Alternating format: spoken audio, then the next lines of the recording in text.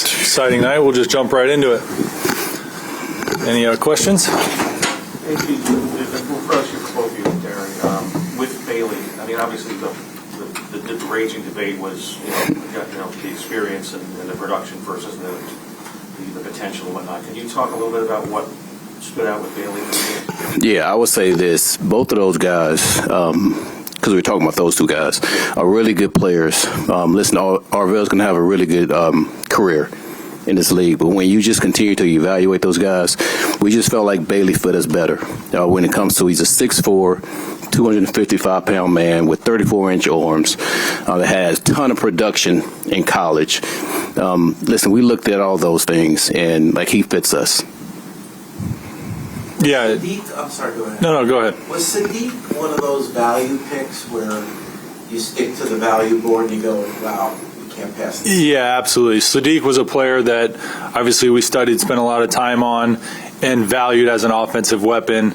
And when he was there, it was really a no-brainer for us just to add another weapon to the offense. And Frank's got a great vision for the player and how we can use him in multiple ways and get in 12 personnel and do different things and just use him as another weapon and make it tough on the defense. So How rare is it to have a guy like that who could stretch the field but also is a willing blocker too in Sadiq? Yeah, that's one thing that, I think a lot of people are surprised. You assume, you look at the tag, right? He's 240 pounds. He ran 4.39. Oh, this is just going to be an F. He's going to be out there split. When this guy's in line, he's a good blocker, not just a serviceable blocker. He's a good blocker, and you said it. That just adds to his value and versatility. He's going to be able to. We're going to be able to dictate as far as the defense is concerned. On what are you going to play? You're going to be in base. Or you're going to be in nickel. And he brings that value to us. Man, there are so many positions that he can play for us. That's going to make us be able to open up the offense, and Frank has a really, really good vision for this player. So, man, I'm looking forward to going against this player, doing training camp, so it'll be fun. You guys obviously felt like you had enough, like you said, information to cancel the visit with David. So, curious, what was it about your conversations with him over the course of this process where you thought, okay, we're very comfortable with him and the idea of taking him? Well, obviously at the Combine, we had conversations with him, and that was only 20 minutes. But when you go to his pro day and be able to go out to eat dinner with him, man, you can really dig deep into who he is as a person. And, man, we got a lot of information about who he is. And then we had guys from Stanford, that coach for us, and they know about the guy. So we felt really comfortable with drafting the guy, too.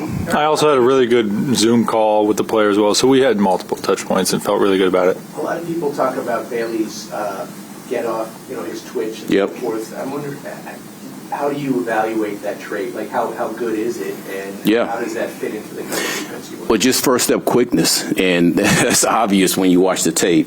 The way he's able to beat tackles around the edge, but don't take him for a guy that could just rush with speed around the edge. Man, there are several long arms, there are several power things that he's done, within his game that allows him to be able to show that he can rush with power. So, listen, we're going to try to unlock everything that he can. Man, obviously we have some really good coaches that's going to be able to help him.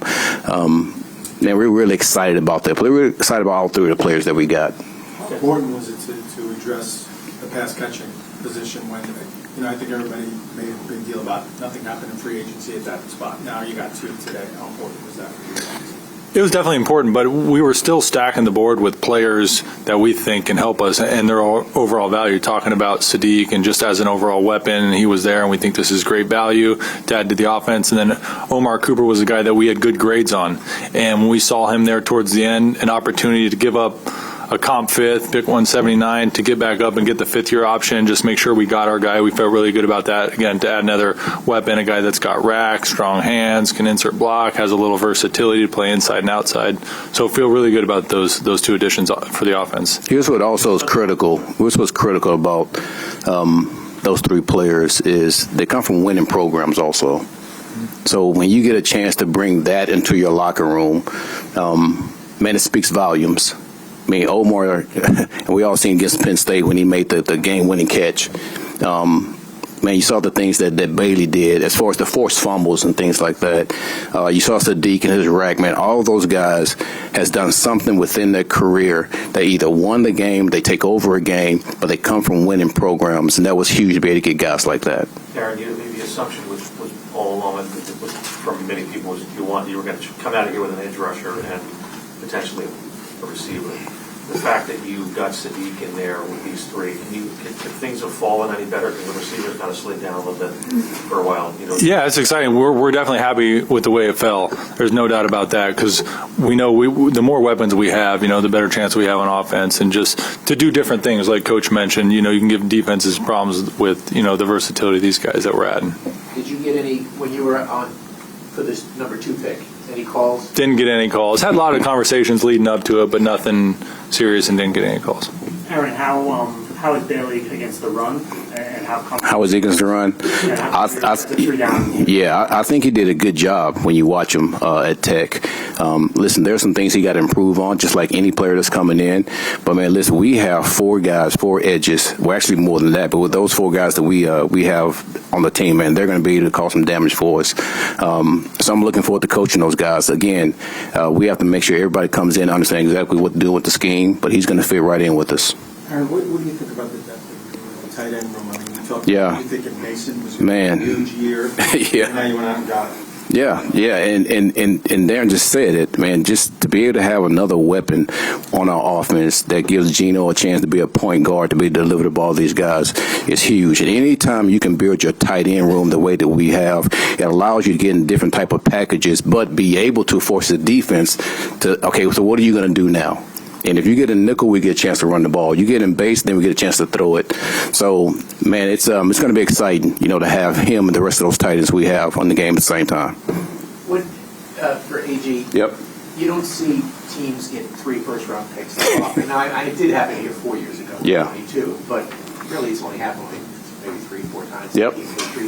From a big picture standpoint, what does it mean? You're trying to get this rebuild going here. Yeah. You get these 3 guys. What does it do for the acceleration? I think it's something that I've talked about before is when you have targets, you identify guys you like, you love, you go get them. And that's exactly what we did today. And anytime you could bring guys with a winning background on your team, that only helps the morale of your team.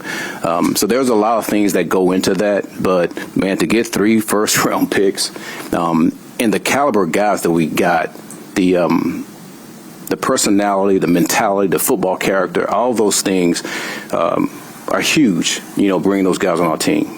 Was there a maturity level in those 3 guys that was like a common thing there? Because we heard about, David and how advanced he is. I think he graduated in 3 years. Yeah. Yeah. Was there a maturity level you saw?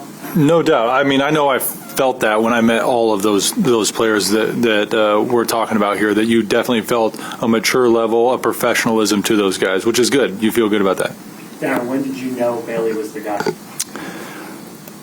We had discussions all the time leading up to it, right? And we were never going to make a decision until we had to. I think the last few days, it started to crystallize for us and become, pretty concrete. We knew, but we never want to make a decision until we absolutely had to. So it was in the last few days. It's good discussions. Take a couple more. So what was the thinking in canceling the visit? Was there some poker? Were you playing a little poker? No, it wasn't. It was like I said earlier. There was a lot of different reasons. We were juggling really all 30 of them. We had good touch points, as Coach mentioned. I had a great Zoom with him. Didn't feel the need to do it. Make him fly cross country. No, he was bouncing around. He would have been fine flying in, but yeah, it wasn't anything like I mentioned before. Good. Thanks, everyone. See you tomorrow.